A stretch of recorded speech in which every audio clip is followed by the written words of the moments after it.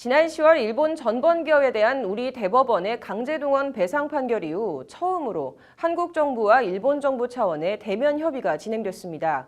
이런 가운데 강제징용 소송을 대리한 김세은 변호사는 신일본제철이 배상금 지급을 끝내 거부할 경우 신일본제철의 한국 내 자산에 대한 압류를 진행하겠다는 뜻을 밝혔는데요. 이 소식은 김태현 기자가 전해드립니다.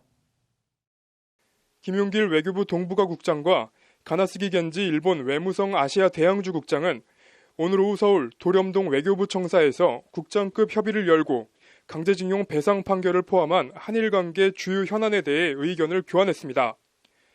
가나스기 국장은 청사에 들어서면서 강제징용 배상 판결을 수용할 것이냐는 등의 취재진 질문에 아무런 대답을 하지 않았습니다. 대법원의 지난 10월 일제 강제동원 배상 판결 이후 양국 정부 당국자가 만나 배상 문제를 논의한 것은 사실상 처음입니다. 오늘 협의는 대법 판결 이후 한동안 한국을 향해 거친 발언을 쏟아내던 일본 측의 반응이 다소 진정되는 흐름에서 이루어졌습니다. 우리 외교부는 대법원 판결 취지와 우리 정부의 입장 등을 전달하며 일본 정부의 전향적인 대응을 촉구한다는 기조로 협의에 임했습니다. 일본은 그러나 한국 대법원 판결이 1965년 청구권 협정에 위반된다며 일본 기업에 피해가 가서는 안 된다는 기존 입장을 재확인한 것으로 전해졌습니다.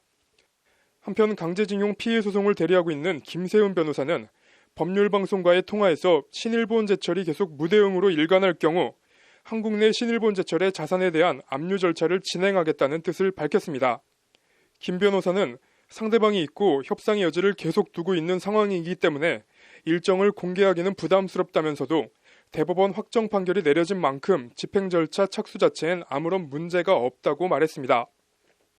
우리 대법원 확정 판결을 받긴 했지만 무대응과 버티기로 일관하고 있는 일본 전범 기업들을 상대로 실제 배상금을 받아낼 수 있을지 주목됩니다. 법률방송 김태현입니다.